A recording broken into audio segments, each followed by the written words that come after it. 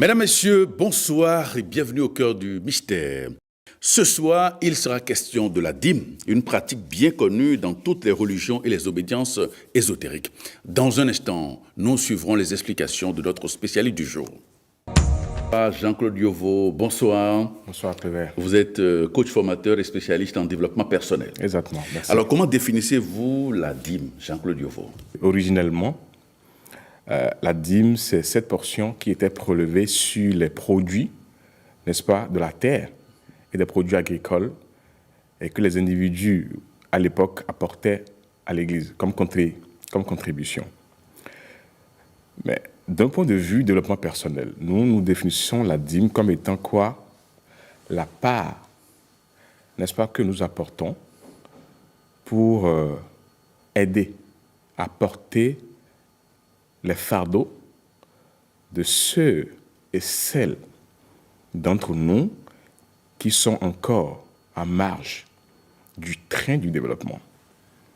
Vous savez, toutes les sociétés humaines sont organisées non pas pour empêcher les forts de gagner, mais c'est plutôt pour empêcher les faibles de perdre.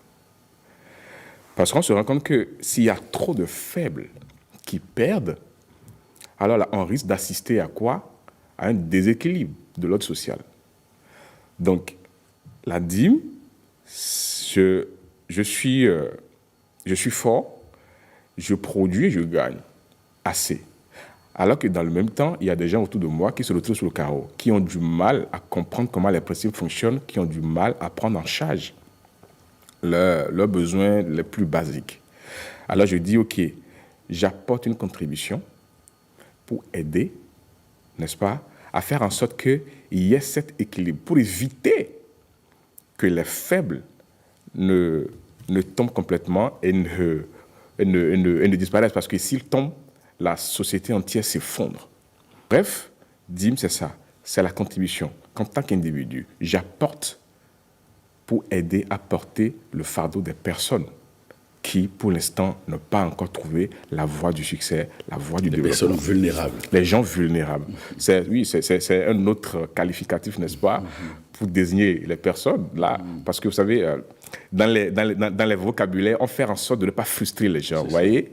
Donc, on fait en sorte de ne pas insulter. Oui. Mais en fait, on finit par dire la même chose. Oui. Voilà. Alors, apporter à la maison du trésor toutes les dîmes. Alors, quelles sont les différentes sortes de dîmes qui existent, Jean-Claude Yovo? Alors, je pense que cette parole que vous citez, c'est dans le livre de Malachie, oui. Malachie 3. Dans la Bible. Dans la Bible, l'Ancien Testament. Quand vous regardez bien, vous allez voir, le prophète Malachie parle de les dîmes. Vous allez voir, il y a S à la fin, ce qui veut dire que c'est pluriel. Oui. Et si vous ne faites pas attention, et il faut comprendre. Alors, si Malachie parle de dîmes et on met S, le pluriel, nous avons été à l'école, ça veut dire qu'on en a au moins combien? On a plusieurs. Plusieurs, donc au moins 2. Vous voyez? Donc, on peut avoir 3, 4, mais ça veut dire qu'il y en a au moins 2. Alors, il y a cette part que j'apporte, n'est-ce pas, à la communauté à laquelle j'appartiens. Ça peut être une communauté chrétienne, ça peut être une communauté catholique, ça peut être une communauté endogène. Il y a cette part que j'apporte à la communauté et que cette communauté utilise pour prendre en charge, pour aider à prendre en charge, n'est-ce pas, les personnes dont nous avons parlé tout à l'heure. Ça, c'est une première dîme. Mais et puisque Malachie dit les dîmes, donc nous devons aller chercher alors. Cette seconde-là, elle est où? Et c'est là, en réalité, que quand vous vous rendez compte qu'en réalité, de la même façon que j'apporte une partie, en l'occurrence qui est généralement 10%, n'est-ce pas, à ma communauté, à l'Église, la parole de Malachie sous-entend qu'il y a une partie, c'est-à-dire cette seconde partie qui est sous-entendue dans les Écritures, c'est cette partie que je me paye à moi-même. Rappelez-vous que dans le livre de Genèse, le Seigneur dit quoi? Il dit, j'ai créé l'homme à quoi? L'homme est à l'image de qui? À son image. Vous voyez? Donc, ça veut dire que si j'apporte 10% à Dieu, si moi-même, je suis créé à l'image de Dieu, je mérite au moins combien aussi? 10% 10% aussi, également. Ah oui. C'est ça que je voudrais que les croyants ou les chrétiens du monde entier comprennent, que quand nous parlons dans le livre de Malachie, la dîme, elle est au pluriel. Il ne s'agit pas juste de la part que vous apportez au Seigneur. Que faites-vous lorsque vous vous contentez seulement d'apporter 10% au Seigneur et que vous négligez d'apporter 10% à vous-même, étant donné que vous êtes l'image de Dieu? Donc voilà ce que nous pouvons dire. Quand le livre dit les dîmes, voilà les différentes sortes de dîmes que nous avons. 2, minimum. Il y a une troisième, je pense que on n'aura pas le temps d'en parler aujourd'hui, mais c'est 2 déjà. Une partie pour le Seigneur et une partie pour moi. Les 2 vont de pair. C'est-à-dire que vous faites tout, sauf ce qu'on vous a commandé de faire. Voilà. Alors, quelle est la dîme qui conduit à l'autonomie financière, Jean-Claude Diouvau? Je vous ai dit tout à l'heure, on a 2. Bon, la partie que vous apportez à l'église, à votre pasteur, cette partie, c'est partie. Elle ne vous appartient pas. Si vous avez un problème de santé, vous voulez acheter de la nourriture, vous faites tout, est-ce que vous pouvez retourner chez votre pasteur, chez votre prêtre catholique ou qui que ce soit pour dire, bon écoute, la dîme que j'ai donné le mois dernier, je voudrais que tu me donnes ça pour que j'aille régler mes problèmes de santé? Non, pas du tout. Non. Mais non. Quelle est la part alors qui participe alors à votre autonomie financière? Évidemment, c'est la seconde dîme, cette partie que vous mettez de côté, qui doit être proportionnelle à ce que vous donnez à l'église. Donc je suis souvent effaré et étonné, ébahi, surpris que bon chrétien, bon teint, tout le temps, ayant un revenu régulier, va donner sa dîme à l'église et omet, oublie et ignore de mettre de côté cette même portion de son revenu pour lui-même. Alors, lorsque cette erreur se multiplie, une première fois, 1 mois, 2 mois, 3 mois, à long terme, qu'est-ce qui se passe? Cet individu sombre dans ce que j'appelle le cancer économique. Vous enrichissez votre communauté religieuse, vous faites du bien aux malheureux, mais le problème c'est que vous négligez vous-même. Le revers de la médaille, c'est ça, c'est que vous négligez vous-même. Et si ça continue comme ça, si vous ne faites pas tout de suite attention pour corriger le tir, vous allez voir, vous allez quitter le statut d'assistant au statut de quoi? D'assister. Donc, c'est cette dîme qui participe à l'autonomie financière. C'est cette seconde partie que vous réservez à vous-même. Et nous devons comprendre ça, enseigner ça à tous les enfants. C'est le b.a.-ba de la vie chrétienne. Dieu ne nous a pas donné le commandement de la dîme 10% juste pour que nous venions seulement enrichir la caisse de l'Église. Ce n'est pas ça. C'est pour nous apprendre les b.a.-ba de la discipline financière. La seule dîme qui peut vous conduire à vous prendre en charge vous-même, à répondre efficacement à vos besoins, c'est celle que vous mettez de côté. Et quand vous mettez de côté, je pense que si vos questions nous conduisent dans ce sens, on dira comment est-ce que cela peut être utilisé. Oui. Donc, n'oubliez pas, la part qui est donnée, vous donnez la dîme à l'église. Okay, il y aura beaucoup de nourriture dans la maison de Dieu, à l'église. Et vous manquez de vous payer votre dîme à vous. Qu'est-ce qui va se passer chez vous? Il y aura 0 nourriture sous votre toit. Vous voyez un peu? C'est ce que je peux répondre. Alors, quand on prend le livre saint et la Bible, il y a un passage qui dit ceci: vous me trompez dans les dîmes. De quelle tromperie parle-t-on ici, Jean-Claude Diouvau? C'est normal. Quand le Seigneur te dit, Malachie te dit, il faut apporter toutes les dîmes dans la maison du Seigneur. Dîmes avec S, pluriel. Et vous ne donnez que une seule, celle que vous apportez au Seigneur. À votre avis, vous trompez Dieu. Mais oui, vous le trompez. Apportez toutes les dîmes dans la maison du Seigneur. D'accord? Avec S. Et on a dit tout à l'heure, quand on dit les dîmes, ça dit qu'au moins il y en a 2. Vous apportez une et vous oubliez la seconde qui vous appartient. Donc, il dit, mais vous me trompez, tu me trompes. Tu me trompes pourquoi? Parce que je t'ai dit, quand tu me donnes 10%, tu te débrouilles pour mettre 10% de côté pour toi-même. Mais tu ne le fais pas. Tu me trompes. Et lorsque nous allons bien, il dit, est-ce qu'un homme trompe-t-il Dieu? Tu ne peux pas me tromper. Parce que, pourquoi? Si tu fais ça en m'apportant seulement 10%, pensant que tu me trompes, tes conditions de vie vont te trahir. Un homme ne peut pas tromper Dieu. Tes conditions de vie vont te trahir. Donc, tu trompes Dieu dans la mesure où tu apportes 10% à ton pasteur, mais tu oublies que tu dois mettre 10% de côté pour toi-même. C'est dans ce sens que tu trompes Dieu. Et c'est une grave tromperie. Jean-Claude Diouvau, vous êtes frappé par la malédiction. De quelle malédiction on parle ici? De quelle malédiction s'agit-il? Évidemment, première. lorsque vous manquez de... Vous prenez votre revenu tous les mois, d'accord? Et que vous manquez de mettre 10% de côté pour vous-même. Alors, c'est normal. Vous êtes frappé par la malédiction. Alors, quelle malédiction? Monsieur Prévert, lorsque la fin du mois est proche et que vous devez payer le loyer, d'accord? Et que vous n'y arrivez pas, c'est pas une malédiction. Est-ce qu'il y a une malédiction qui est encore pire que ça? Lorsque votre petit garçon, votre enfant commence à chauffer la nuit et que vous n'êtes même pas capable, n'est-ce pas, d'aller dans la pharmacie à côté Ou de l'amener à l'hôpital. ou d'amener à l'hôpital, est-ce qu'il y a encore une malédiction qui est encore plus grave que ça? Lorsque vous prenez votre voiture, votre moto, vous venez au boulot, et qu'il y a une panne, je sais pas, au bout de la voie, et que vous n'avez même pas 1000 francs dans la poche pour pouvoir faire réparer votre moto au niveau du mécanicien à côté, et que vous êtes obligé de faire quoi? Ce que nous appelons du stop. Est-ce qu'il y a une malédiction encore plus grave que ça? Lorsque votre enfant va à l'école, qu'on le renvoie, juste parce que vous n'avez pas pu payer les 100 000 francs de contribution, et que vous êtes obligé de le regarder là à la maison pendant des jours, et que vous êtes obligé d'aller vous endetter au niveau de vos proches, vous pensez qu'il y a une malédiction qui dépasse ça? Lorsque vous-même, vous sortez en tant que papa, en tant que maman, et que vous allez dans la rue, vous avez faim, vous n'avez même pas 5 francs, vous n'avez même pas 500 dans la poche pour vous asseoir et manger. Lorsque vous allez au restaurant, ou bien vous sortez pour manger, vous voyez vos amis en train de manger de la viande, et que vous êtes obligé, n'est-ce pas, de renoncer au poisson, à la viande, pas parce que vous n'en avez pas envie, mais juste parce que dans votre poche, ça ne va pas, vous êtes obligé de renoncer à cet plaisir. Pour moi, je dis, il n'y a pas de malédiction qui dépasse ça. Vous voyez ces choses que nous avons citées? Oui. Mais c'est le béaba. L'individu qui arrive, n'est-ce pas, à mettre de côté, qui paye 10% à sa communauté, je suis d'accord, c'est normal, et qui aussi arrive à mettre 10% pour lui-même, et sera forcément à l'abri de sa malédiction. Ouais. Voilà. Vous voulez que je vous cite encore d'autres malédictions? Alors, Jean-Claude Yovo, je vous cite une autre phrase.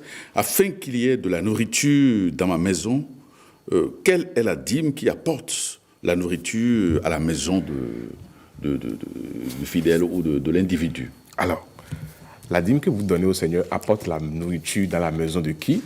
Du Seigneur, à l'église. Ouais. Alors, la nourriture qui est à l'église, on suppose qu'il y a 1000 tonnes de riz à l'église. Est-ce que c'est chez vous? Non. Donc la dîme que vous apportez à l'église apporte de la nourriture à l'église. Mais celle qui apporte la nourriture dans votre maison, c'est ce que vous mettez de côté. C'est ce que vous vous payez à vous-même. À vous-même. Si vous mettez tous les jours, je suppose, je prends juste un montant quelconque, 10 francs ou 100 francs CFA de côté comme 10% tous les jours, ou je ne sais pas, tous les mois, que vous mettez de côté. Il y aura toujours la nourriture chez vous. Parce que ce montant, cette somme, elle vous appartient. Et c'est la seule chose sur laquelle vous pouvez compter. Regardez, lorsque, face à une situation d'urgence, vous devez venir vers moi pour prendre de l'argent, est-ce que vous êtes sûr à 100% que je vais vous venir en aide? Vous n'êtes pas sûr. Bien sûr, je peux vous venir en aide, mais vous n'êtes pas sûr. Vous ne savez même pas combien je peux vous donner. Mais si vous avez 100 francs, vous pouvez compter sur ça. Et chrétiens ou croyants, je vais dire, comprenons que la seule dîme qui apporte la nourriture dans la maison, c'est celle que tu te payes à toi-même. Celle que tu donnes à l'église, que tu donnes à ton pasteur, ça apporte de la nourriture dans la maison du Seigneur, afin qu'il y ait, n'est-ce pas, à manger pour aider les pauvres. Ça, c'est très bon. Maintenant, lorsque vous contribuez à nourrir les pauvres et que vous-même, vous avez faim, bien sûr, vous ne voyez pas qu'il y a quoi? Une contradiction. Absolument. Vous vivez dans une... Oui, c'est ça le problème. Ouais. C'est ce qui fait qu'à des moments donné, le chrétien dit, mais je fais tout. Je paye ma dîme, je prie, je fais ceci. Mais pourquoi est-ce que c'est à moi que tout ça m'arrive? Je suis désolé. Bien sûr, tu donnes 10% à l'église, mais tu oublies de te payer toi-même une dîme, qui est pourtant claire dans les Écritures. C'est celle-là qui apporte de la nourriture dans ta maison. C'est ça qui apporte la santé dans ta maison. C'est ça qui garantit la sécurité de ta maison. C'est ça qui garantit le loyer tous les mois. C'est ça qui garantit ton honneur même dans la société. C'est ça qui garantit ton carburant. C'est ça même qui garantit ton investissement futur. C'est ça qui garantit ton avenir financier. Et c'est ça qui permet à tes enfants, n'est-ce pas, de pouvoir aller à l'école sans être inquiété, n'est-ce pas, d'un renvoi quelconque. C'est cette dîme que tu apportes, que tu te payes à toi-même, qui te permet, n'est-ce pas, de pouvoir subvenir à tous les besoins, de t'acheter des vêtements et d'investir. C'est très important. Voilà. Alors, mettez-moi de la sorte à l'épreuve. C'est une autre phrase tirée de la Bible. Alors, de quelle épreuve parle-t-on ici, Jean-Claude Lieuveau? Vous avez mis de côté, vous avez fait l'effort de mettre de côté chaque fois de façon régulière 10%, 10%. On dit maintenant, OK, ces 10%-là, utilise-le pour un investissement. Utilise ça afin que cela puisse générer, n'est-ce pas, du profit. C'est pour ça, et Dieu dit là maintenant qu'il faut que tu aies le courage, n'est-ce pas, d'utiliser cet argent-là maintenant pour entreprendre, pour investir dans quelque chose. Et tu vas voir de quelle façon ça va se multiplier. Pourquoi? Parce que ce montant que vous avez mis de côté, c'est le fruit d'un effort constant et persistant. En le faisant, ce que vous ne voyez pas, c'est que vous êtes en train d'acquérir quoi? Des notions de discipline. Vous, en le faisant, vous disciplinez vos envies. Vous mettez de l'ordre dans vos dépenses. Et donc, si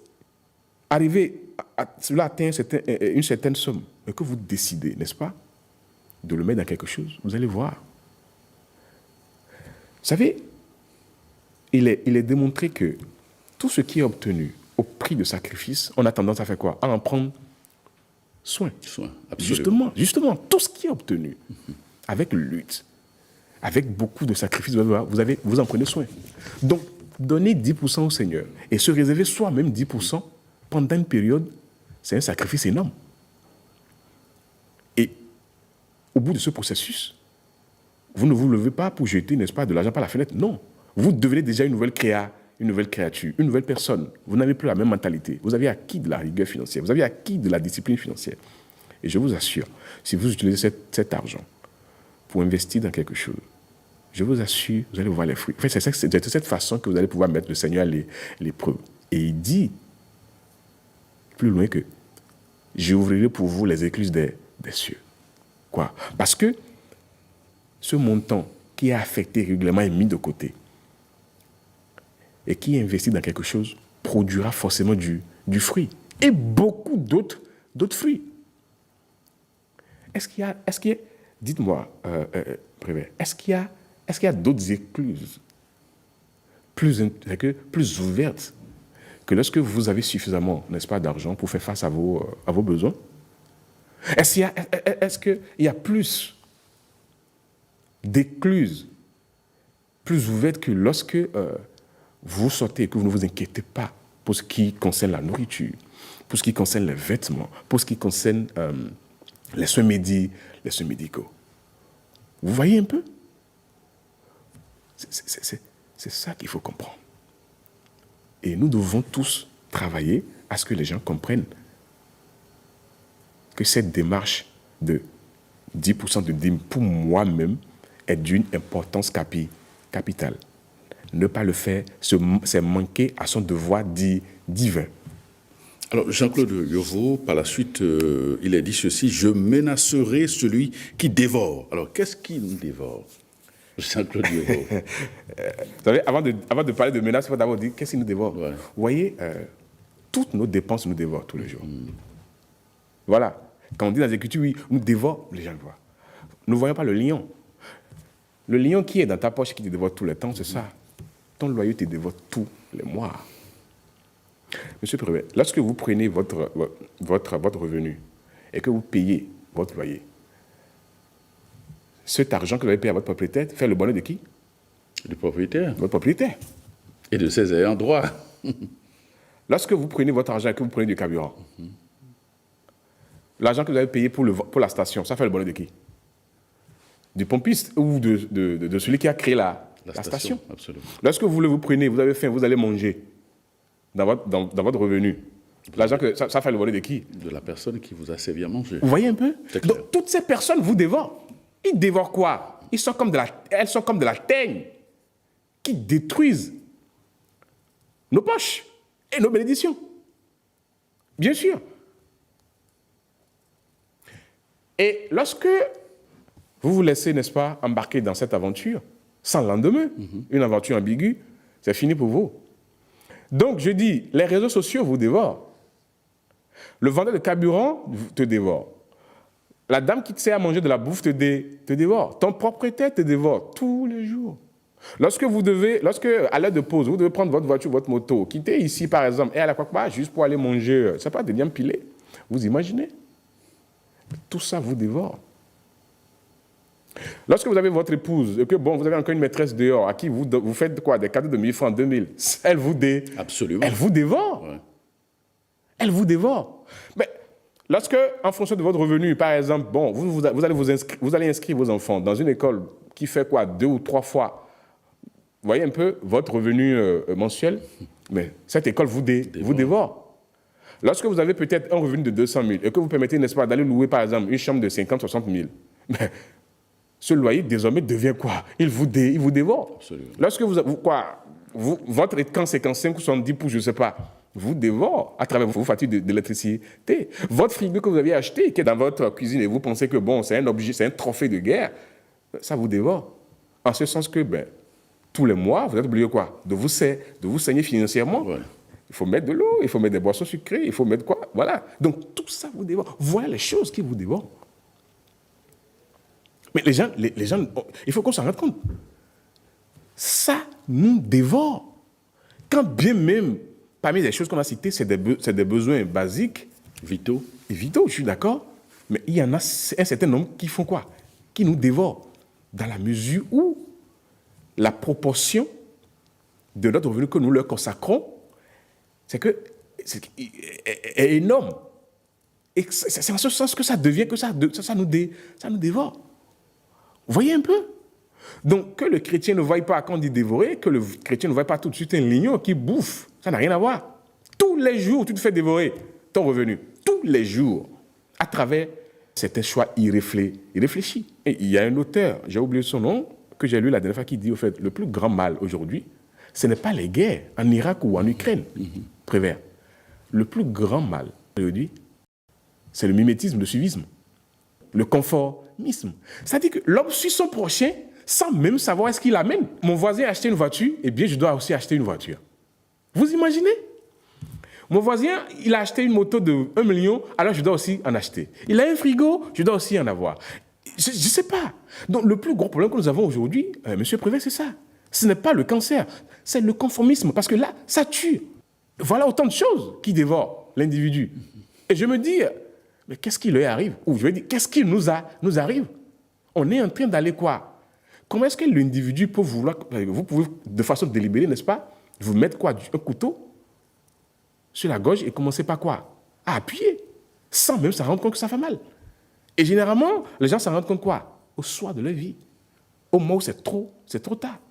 Et nous faisons ces émissions, nous parlons de ces choses pour que les enfants et ceux qui sont encore plus jeunes ne soient plus les victimes de ces choix malencontreux qui sont faits depuis des générations. La dernière fois, j'étais en discussion avec un frère qui me disait au bureau, je lui ai demandé, il m'a dit ça ne va pas. J'ai dit, ah bon, ok. J'ai dit, combien avez-vous apporté comme contribution à votre église cette année? Il me dit, je ne me rappelle pas. J'ai dit, ok, est-ce que ça peut atteindre 100 000? Il dit, ah, non, ça dépasse comme ça. Ça dépasse 100 000. Il dit, ok, vous-même, vous êtes capable de sortir combien? Quand on va à la maison, vous êtes capable de sortir combien? Il a baissé la tête. Il dit, même si vous me demandez 500 ici, je ne peux pas. Je lui dis, voilà, tu trompes le Seigneur. C'est là où Dieu dit, tu me trompes dans les dîmes. Donc, tu envoies 100 000 dans ma maison, mais tu n'es pas capable de mettre 100 000 francs de côté pour toi-même. Tu me trompes. Qu'est-ce qui menace Jean-Claude Dieuveau dans ce processus-là? Regardez, M. Prévert, lorsque vous prenez conscience qu'en réalité, votre 10%, et que de la même façon que 10% que vous donnez à l'église, vous ne pouvez plus retourner toucher, vous devez prendre conscience que votre 10%, ça vous appartient. Ouais. Vous ne pouvez pas toucher à ça n'importe comment. Non. Vous ne l'utilisez pas pour acheter des basins et assister à l'enterrement d'un ami. Vous voyez un peu? Alors, regardez. lorsque vous commencez par mettre de l'ordre dans vos déplacements et que vous réduisez vos frais de déplacement, qui est menacé? La station-service est menacée. Vous voyez un peu? Ouais. Lorsque vous réduisez le temps que vous passez sur les réseaux sociaux et que vous commencez à consommer moins de données et que vous n'appelez plus les gens juste pour leur dire bonjour, comment tu vas? Qui est menacé? Ce sont les GSM qui sont menacés. Les GSM sont menacés. Vous voyez un peu? Ah ouais, c'est ça. Lorsque vous éteignez votre frigo et que votre facture d'électricité commence à baisser, qui est menacé? Il se passe quelque chose au niveau de vos propres finances. Vous passez de victime à quoi? Au bourreau, je vais dire. Ouais. Oui. Donc, désormais, au départ, vous étiez la personne menacée, mais désormais, vous renversez quoi? La donne. C'est de cette menace que nous parlent les Écritures. Et nous devons prendre ça au sérieux. Nous ne devons jamais faire en sorte que nous soyons les personnes menacées. Non, ce soit la tête des autres. Et nous renversons cela, ils deviennent des personnes menacées lorsque seulement que nous commençons à mettre de l'ordre dans nos dépenses et que nous nous éveillons à la conscience qu'attention, je dois me payer la dîme, c'est-à-dire 10% de côté pour moi-même. Je l'ai dit tout à l'heure, c'est un devoir divin. Très bien. Alors, nous allons continuer donc avec cette interprétation des paroles sacrées. Bien sûr. La vigne ne sera pas stérile dans vos campagnes. De quelle vigne parle-t-on? Mais justement, il s'agit, n'est-ce pas, de vos investissements. Il s'agit de vos investissements. Mais lorsque vous mettez 10% de côté à un moment donné, à un moment donné, regardez, je suppose que, vous avez mis 10 000 de côté tous les mois, pendant un an, ça fait quoi, 120 000. Vous prenez ces 120 000, vous allez au niveau de la banque, vous faites juste un dépôt à terme. N'est-ce pas? Vous faites un compte bloqué, un dépôt à terme, peut-être sur 2 ans. 4% de 120 000. C'est vrai que ça peut sonner petit, mais c'est quelque chose. Maintenant, si ça fait 1 an, 2 ans, 3 ans, avec les intérêts qui se cumulent et qui doivent aussi faire quoi? Qui doivent aussi générer des intérêts. Donc, vous profitez de quoi? De l'effet cumulé. Alors, à partir de ce moment-là, votre vigne est stérile? Non, parce que quand on dit stérilité, ça dit, quand on dit stérilité, c'est que ça ne produit pas d'enfants. Oui, mais chez vous, pas de fruits. Justement, mais chez vous, vos revenus font quoi? Vos revenus qui constituent, n'est-ce pas, votre vigne. Parce que, vous savez, la Bible, il faut prendre la Bible. Je vous ai dit, j'ai dit ici sur le plateau, la Bible, c'est écrit dans un langage allégorique. Si vous ne faites pas attention, vous allez prendre ça quoi, mot pour mot, lettre pour lettre, et ce qui devait arriver arrivera. Vous arrivera, je vais dire. Mais si vous comprenez que, nous sommes en face d'un test allégorique, parce que comprenez qu'à l'époque où les gens recevaient, n'est-ce pas, les messages bibliques, les prophètes, ce n'était pas facile d'être chrétien. Vous ne pouvez pas vous lever seulement à l'époque là et bouleverser l'ordre qui existait. Non. Non. Donc, lorsque vous voulez enseigner la vérité, vous êtes obligé de prendre des précautions. Pour faire quoi? Pour faire en sorte que votre message se cache dans des allégories, dans des thèmes, pour éviter que tout de suite, on perçoive que vous êtes en train d'aller à l'encontre de l'ordre social. Parce que si on le perçoit, vous serez mis à mort. Donc, c'est pour ça que les gens qui ont, les prophètes à l'époque, qui ont reçu les messages, des trucs là, font en sorte que ils mettent tout dans un contexte allégorique, oui, pour échapper, n'est-ce pas, au courroux, n'est-ce pas, de souverain de l'époque. Vous voyez? Donc voilà, votre revenu, n'est-ce pas, votre économie constitue pour vous, c'est votre vigne. Et Dieu dit, cette vigne ne sera pas stérile. Pourquoi? Parce que tant que vous l'investissez, ça va faire quoi? Ça va toujours générer quoi? Des intérêts. Il y a un théologien, je crois, c'est Thomas d'Aquin, où en économie, il dit la monnaie n'a pas d'enfants. C'est faux, la monnaie a des enfants. Ah, bien sûr. Parce qu'il était contre. Thomas d'Aquin était contre les intérêts. Là, il dit, la monnaie n'a pas d'enfants. Parce qu'on dit, quand vous prêtez de l'argent, en principe, on ne doit pas recevoir des trucs. Non, moi je dis, non. L'argent a des intérêts. L'argent fait des enfants. Bien sûr. Et ce sont les intérêts que cela génère. Oui. Ad vitam aeternam. Même si vous dormez, vos 120 000 à la banque vont continuer à faire quoi? À donner des enfants. En fait, et c'est là que ça devient intéressant. Où les gens, et c'est pour ça qu'on nous dit, en fait, la grosse fortune, ce n'est pas forcément le travail dur. Non. Ce n'est pas le travail dur, mais c'est le travail intelligent. Vous déposez votre argent, à partir de ce moment, c'est lui qui commence par travailler pour vous. Que ce soit le dimanche, que ce soit à 0 heure, que vous dormiez, que vous soyez au sport, que vous soyez dans votre voiture, que vous soyez en vacances, à Accra ou pas, ça continue de travailler. Donc c'est pour ça qu'il est dit dans les Écritures, la vigne ne serait pas stérile dans vos campagnes. Nous devons comprendre ces choses. Et c'est pour ça que nous avons dit, dîme, c'est un principe d'autonomie financière. Si quelqu'un ne comprend pas ça, c'est qu'il a un vrai problème. Jean-Claude Yovo, on dit toutes les nations vous diront heureux. Alors, qui sont les nations et pourquoi diront-elles que nous sommes heureux? Écoutez, Prévert, attendez. Lorsque vous constituez une famille heureuse et que financièrement tout va bien, vos amis, les gens de vos quartiers, qu'est-ce qu'ils disent? Quand ils vous voient, c'est quoi? Mais attendez, vous êtes traités comme un boss, on vous respecte. C'est ça. Les nations, c'est ça. Donc, les gens de l'extérieur qui vous regardent, vos amis, votre famille, vos enfants, votre entourage, c'est ça. Ah oui, mais Prévet, il est super. Ah, c'est un boss. Ah, le boss arrive, s'il vous plaît. Même quand vous revenez, même si on fixe une réunion à 10h et que vous venez à 13h, personne ne nous aura dit que vous êtes en retard, M. Prévet. Parce que c'est le boss qui est arrivé. Au contraire, on va vous faire quoi? On va vous applaudir. Donc, les nations, ce sont ces personnes qui vous entourent, vos employés, n'est-ce pas, les gens qui vous entourent et tout ça, qui voient, n'est-ce pas, votre progrès, votre progression. Et vous serez heureux. Je dis, comment se sent-on lorsque vous savez que, même si vous faites un an à la maison sans aller travailler, vous allez toujours manger et vous soigner. Vous vous sentez comment? Ben, on est heureux. Alors, et les gens qui vous regardent dehors, évidemment, ils sont aussi heureux pour vous. Ouais. Vos enfants qui vous entourent, votre épouse, votre famille, ils sont comment? Ils sont heureux. Les gens à qui vous venez en aide, ces personnes sont comment? Ces personnes sont heureuses. Ces personnes, on dit, toutes les nations vous verront et vous diront quoi? Heureux. Ils vont vous bénir. Ils vont crier votre nom. Ils vont parler de vous en bien. Ils vont vous traiter avec respect. Comment est-ce qu'on se sent lorsqu'en début d'année, même si on vous dit que la contribution de vos enfants, c'est 1 million, comment on se sent lorsqu'en début d'année, dès le premier de la rentrée, vous payez la contribution et vous réglez, et puis vous êtes tranquille? Vous vous sentez comment, M. Prévert? Ben, vous êtes à l'aise. Comment est-ce que vous vous sentez lorsque vous avez envie, n'est-ce pas, d'acheter, de changer votre voiture, et que, bon, dans votre compte en banque, vous avez suffisamment de billets pour en acheter? Vous vous sentez comment? Vous êtes heureux.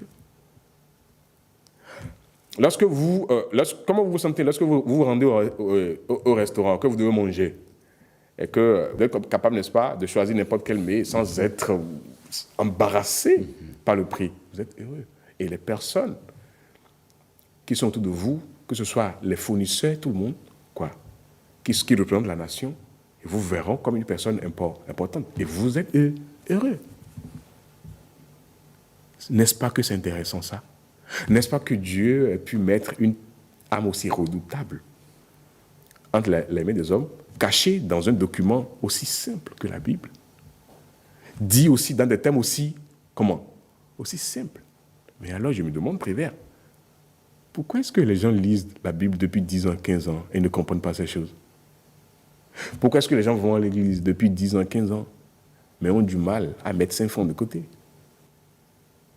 Est-ce que ces choses que nous avons lues sont difficiles à comprendre? Alors, Jean-Claude Yovo, alors, comment enseigner le principe de l'autonomie financière à un enfant, par exemple?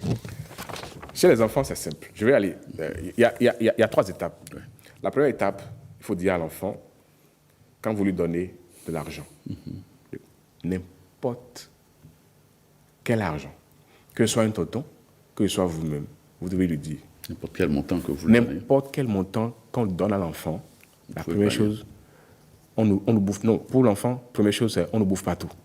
L'enfant ne va pas tout de suite comprendre le mot panier. On ne mange pas tout. Une partie doit revenir à la maison.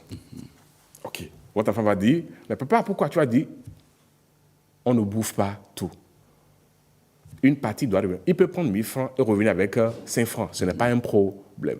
Mais il faut qu'il comprenne qu'on ne doit jamais dépenser tout ce que nous gagnons. Ce n'est pas possible. L'enfant doit comprendre. Ça, c'est la première étape. Vous lui expliquez ça gentiment, sans chicotte, sans bruit, pas de souci, pas de menace. Il va à l'école et revient et vous vous rendez compte qu'il n'a pas respecté le principe. Il a tout bouffé. Alors là, on passe, c'est une gradation, on passe à la deuxième étape. Vous attendez un week-end, la période de pluie, d'accord? Vous le mettez dans votre voiture.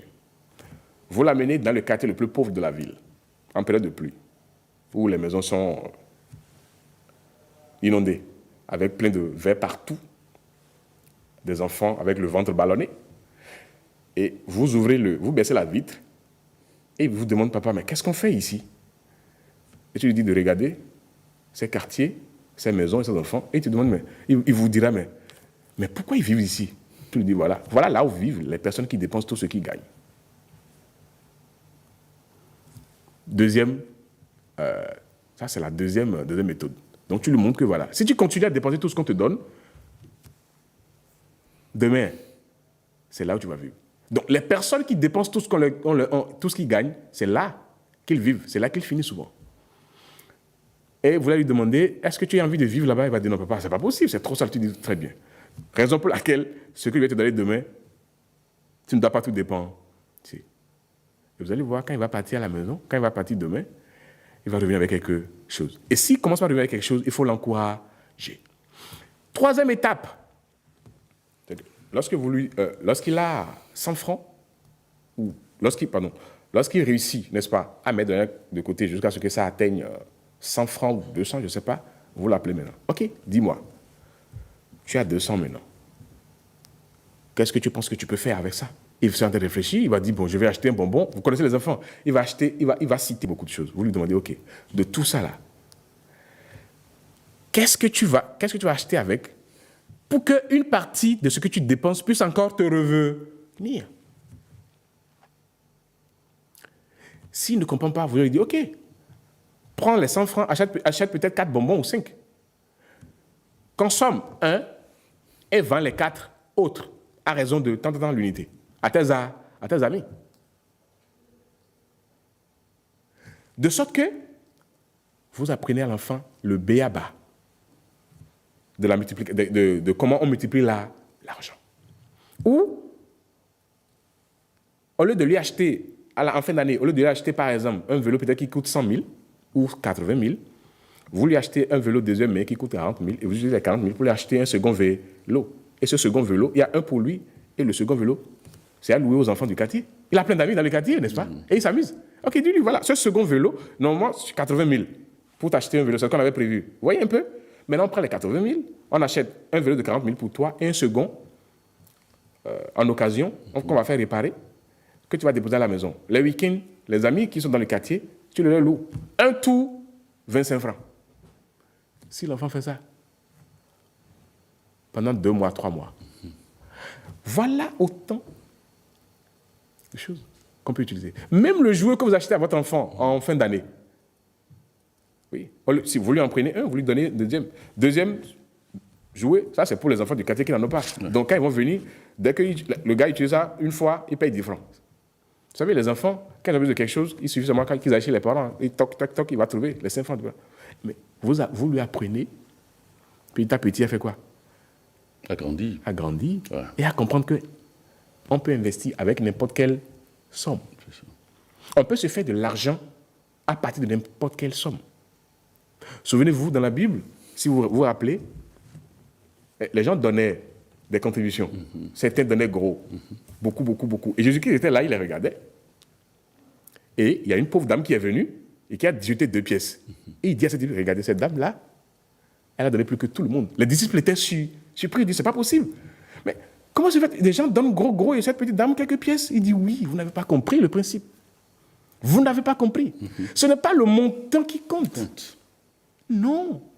C'est la volonté que vous y mettez. Et c'est ça. Alors, Jean-Claude Yovo, comment établir un budget qui conduit à l'autonomie financière? Quand nous avons étudié à l'université, on nous dit budget, c'est revenu et puis dépenses. N'est-ce pas? En gros, c'est ça. Revenu, dépenses. Je dis c'est totalement faux. C'est une règle grave. Il faut déchirer cette conception-là. Budget ne veut pas dire revenu, dépenses. Excusez-moi, c'est absurde. Si vous... Budget égale revenu, dépenses, excusez-moi, ça c'est du point de vue des perdants. Ça dit que je prends l'argent, je dépense. Ouais. Je prends mon revenu, je dépense. Ça, c'est ce qu'on nous a enseigné à l'école. à l'université. Et c'est ce principe que nous appliquons depuis des siècles. Et c'est ça qui nous amène vers les résultats que nous avons actuellement. La décadence actuelle dans laquelle nous participons. Vous avez des adultes qui sont incapables de se prendre en charge. Donc, c'est ça. Je ne peux pas établir un budget dit revenu, dépenses. Ce n'est pas possible. Un budget qui conduit à l'autonomie financière commence ceci. Revenu, dans l'autre classe, première chose, épargne. Tout budget doit commencer par une épargne. Tout budget qui ne commence pas par une épargne est voué à l'échec. Tout individu qui démarre son budget et qui dit, bon, je fais d'abord les dépenses. Regardez, tout ce qu'on paye, ça ne suffit jamais. Même si on vous paye 1 million, 2 millions, 3 millions à la fin du mois, vous avez toujours besoin d'argent. Même les gens même les milliardaires continuent d'avoir besoin d'argent. Donc, l'économie est organisée de sorte que vous en aurez toujours besoin. Donc, si vous attendez que votre revenu puisse atteindre un certain niveau de panier, vous êtes complètement à côté de la plaque. Si vous continuez toujours à dépenser tout ce qu'on vous donne pour dire, bon, si ça reste, je vais épargner, mais il ne va jamais rester. Donc, vous allez toujours finir le mois comment? Avec un déficit. Et c'est grave. Mais regardez maintenant, si vous avez le courage de commencer vos dépenses par quoi? Épargne. C'est la première chose que je fais. 10% pour moi. On ne réfléchit même pas. Ça ne va pas suffire, ce n'est pas un souci. On va partager le fardeau sur les autres. Comment est-ce que vous voulez que moi je travaille, l'énergie que j'ai reçue, je travaille, et qu'à la fin du mois, j'utilise mon revenu pour enrichir tous les autres, sauf moi-même? C'est dangereux. Ce n'est pas intelligent, financièrement parlant. Donc, première chose, dans un budget, c'est épargne. Et on dit 10% minimum. Maintenant, je peux comprendre que vous pouvez être dans une condition, vous avez tellement créé de désordre financier que vous ne pouvez pas aller à 10%. Je suis d'accord, je peux vous le concéder. Vous pouvez commencer par 5%, 3%. L'essentiel, comme cette vieille dame dont on a parlé dans la Bible, c'est de comment? C'est un petit montant. Vous savez, une petite discipline financière peut avoir des récompenses incroyables. Donc, budget qui conduit à l'autonomie financière commence toujours par l'épargne. 10% minimum. Et le reste, maintenant, on fait quoi? On dépense. En dépensant, ça peut ne pas suffire. Je suis d'accord. Ou bien, ce n'est pas un problème. Ça peut ne pas suffire. Les autres, on va négocier. En faisant cela, moi, je constitue quoi? Les bases de mon autonomie financière. Et là, maintenant, je déplace le sens de gravité du problème. Donc, je fais porter le fardeau aux autres, au lieu que tous les mois, ce soit moi qui porte le fardeau. Voilà un budget qui conduit à l'autonomie financière. Très bien. Alors, de quoi l'individu a-t-il besoin pour parvenir à l'autonomie financière, Jean-Claude Diovo? C'est de la discipline. La discipline. Tout simplement. La discipline. Qu'est-ce qui fait qu'un individu, qu'est-ce qui peut vous amener à mettre 10% de côté tous les jours? Si ce n'est pas de la discipline. C'est la discipline. C'est la discipline. Si vous voulez parvenir à l'autonomie financière, la première règle, c'est la discipline. Sinon, vous n'allez pas y arriver. J'ai parlé tout à l'heure du budget. Si vous n'avez pas la discipline, ce mois-ci, vous allez mettre 10% de côté. Le mois prochain, lorsque le propriétaire vient, il commence par menacer. Vous faites quoi? Ou bien lorsqu'un voisin dit qu'il a perdu son grand-père ou bien l'arrière-grand-père quelque part et que l'enterrement est à Malanville, vous allez rapidement aller prendre vos économies. Ou bien et acheter les vêtements ou les pagnes qu'il faut et partir. Vous manquez de discipline. C'est la discipline. La discipline et la discipline. Si vous faites preuve de discipline, vous allez parvenir à l'autonomie financière. Il n'y a rien à faire. Discipline dans les dépenses. C'est ça. Discipline dans les dépenses. On n'achète pas juste un écran 570 juste pour plaire. Je suis désolé. Non. On achète un écran lorsque votre revenu, n'est-ce pas, vos revenus générés par vos actifs vous permettent de l'avoir. C'est-à-dire que vous l'offrez sans la douleur du prix. C'est ça, la discipline. Alors, comment épargner lorsque le revenu ne suffit pas pour couvrir toutes les dépenses? Mais justement. Et vous voyez, c'est dans ce cercle. Vous savez, il y a quelque chose que j'appelle le triangle de la pauvreté. Oui. D'accord? Vous savez, oui, le triangle de la pauvreté. Revenu, dépenses, dette. C'est ce que j'appelle le triangle de la pauvreté. Et c'est dans ce triangle que les gens tournent tout le temps. Lorsque le revenu ne suffit pas, mais j'ai dit tout à l'heure, le revenu, ça ne suffit, généralement ça ne suffit jamais. Non. C'est pour ça que vous devez même commencer par l'épargne. Parce que quand vous allez commencer par l'épargne, le reste, vous allez gérer avec les choses là. S'il faut réduire vos déplacements, vous allez réduire. S'il faut couper, s'il faut débrancher votre télé, il faut débrancher. Même s'il faut vendre le poste téléviseur, il faut le vendre. Ouais. S'il faut débrancher votre frigo, il faut le débrancher. En fait, c'est une question il faut avoir le courage. Il faut le débrancher. Même si le voisin doit se moquer de vous. Même s'il faut garer votre voiture et prendre une moto et venir, je dis, il faut avoir le courage de le faire pour pouvoir tenir votre épargne. Donc souvent, c'est nos choix qui font que ça ne suffit pas. Ouais. Oui. J'ai dit, avec n'importe quel revenu dans ce pays, vous pouvez entreprendre. Si vous faites preuve de discipline dans vos dépenses. Votre frigo vous apporte quoi? Nos parents ont vécu pendant des décennies sans frigo. Est-ce qu'ils sont morts? Non. Je suis désolé. On nous a envoyés à l'école. Ils ont payé nos frais sans avoir jamais acheté un frigo. Est-ce qu'on est mort? Je suis désolé. Si vous laissez les conforts de la vie quotidienne, ça va vous conduire dans le décor. Et vous serez tout le temps malade. Économiquement. Tout en réajustement. Mais je vous dis, il n'y a pas d'enfer, Prévert. Il n'y a pas d'enfer plus dangereux que de vivre économiquement, que de vivre toujours des situations et des problèmes financiers compliqués, que d'être toujours faussé financièrement. C'est l'enfer le plus grave au monde. C'est le feu éternel le plus dangereux. Et nous devons éviter cela. Très bien. Alors, gagner beaucoup d'argent est-il une garantie pour la réussite financière? Je m'inscris en faux. Voilà aussi une autre erreur. Beaucoup pensent que, quand vous leur demandez pourquoi tu ne gagnes pas, dit pour l'instant, je ne gagne pas beaucoup. Quand je vais commencer à gagner 500 000, 200 000, et je leur dis souvent, OK, est-ce que tu connais ton patron ou quelqu'un au bureau qui gagne 2 fois ce que tu gagnes? Il dit oui. Est-ce qu'il se plaint? Il dit oui. Tout ça, il dit qu'en réalité, il ne suffit pas de gagner beaucoup. Non. On dit, ce n'est pas la somme d'argent que vous gagnez qui est le problème. C'est la quantité d'argent que vous parvenez à conserver. C'est ça. Connaissez-vous des gens qui ont gagné la loterie? Ils ont gagné, beaucoup d'argent à la loterie. Mais pour finir, qu'est-ce qui se passe? La conservation pose problème. L'argent, c'est comme un poisson, très glissant. Quand il vous arrive, vous commencez dans les mains, vous êtes pris comme par une sorte de transe.